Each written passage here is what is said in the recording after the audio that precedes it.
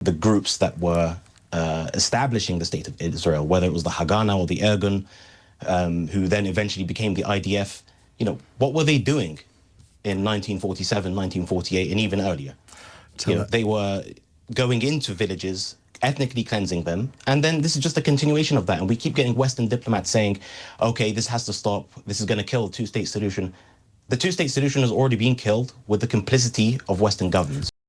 More than 100 French and British former diplomats who are saying that Palestine is in danger of being erased in front of the world's eyes, and they're calling for trade and arms sale bans to press Israel to accept a Palestinian state. And this pressure is occurring with more Israeli settlers moving into the West Bank violently. I'm joined by Dr. Tallha Abdulrazaq, Middle East security expert. Nice to see you, Tallha. How important, how significant is it to have so many diplomats pushing on this issue? I think fundamentally Israel's narrative is coming down like a stack of cards, a house of cards, I should say. What are the fundamental kind of identifiers of a democracy?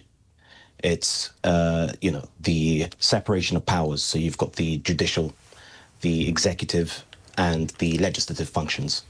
And that separation of powers is meant to prevent states from overreach, right? So if we're going to look at Israel, it's not just international law that we're considering here. Even under Israeli law, these settlements are illegal. But that doesn't seem to faze the government at all. Like, this is not a case of, we're not just talking about random settlers here, by the way. We're also, we have to be very specific. There are cabinet ministers attending these events. There are, the events of reopening old settlements that had been closed down for like 2 decades or so. The Israeli Prime Minister, Netanyahu, is also encouraging these reopening of settlements. And none of them can be held to account by the judiciary, despite judicial challenges raised by Palestinians who are going to be obviously affected by more land grabs and illegal Jewish settlement on their land. So it's an unattractive argument if you think about it, because they keep saying that they are the only democracy in the Middle East. And yet they're undermining this whole idea of separation of powers. They're undermining international law. They're undermining their own domestic law for the sake of pushing a Jewish supremacist agenda. And this is going to have a fundamental impact, not only on how they are perceived regionally, but it is also going to have an impact on how they're perceived internationally. And people are getting sick and tired of it, which is why you're seeing more and more people, especially in light of 7th of October, the aftermath in the Gaza genocide. Everyone's getting sick and tired of watching this continuous expansionism based on some apparent land title deed that comes from the Bible 3,000 years ago or so, or 2,000 years. Netanyahu's got difficult elections coming up in a month's time. How do the Israeli settlers in the West Bank, how do they figure into the sort of broader political picture in Israel at the moment? What are voters thinking about it?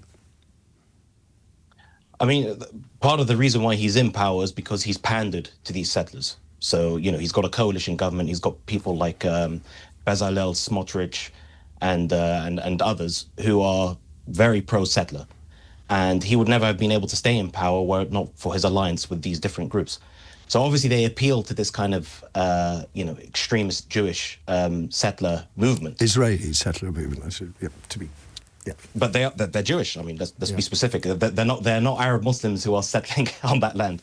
We have to be accurate in what we're saying. So they're Israeli Jewish settler movement, and that's exactly what they are. There's nothing controversial about saying that. So it's clear to me that even if you look at the timing of it, like the bids that they're putting up for this E1 settlement that they're trying to establish, which will cut off East Jerusalem from the rest of the West Bank, effectively making a Palestinian state totally unviable.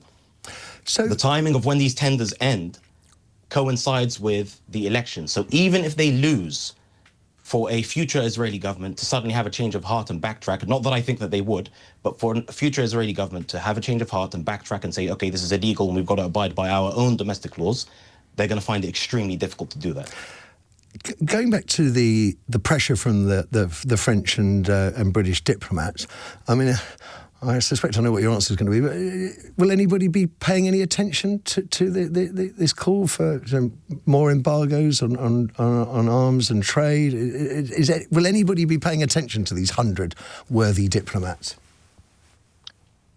Unfortunately, I don't think so. I mean, I know I tend to come on your show and provide you with somewhat of a cynical answer to most of your questions, but it's a case of like, this is nothing new. This has been going on since the foundation of the State of Israel.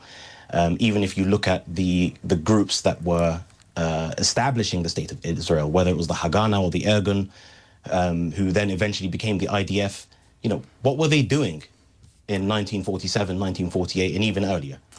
You know, they were going into villages, ethnically cleansing them, and then this is just a continuation of that. And we keep getting Western diplomats saying, okay, this has to stop, this is going to kill the two-state solution. The two-state solution has already been killed with the complicity of Western governments. Oh, Tallha, I still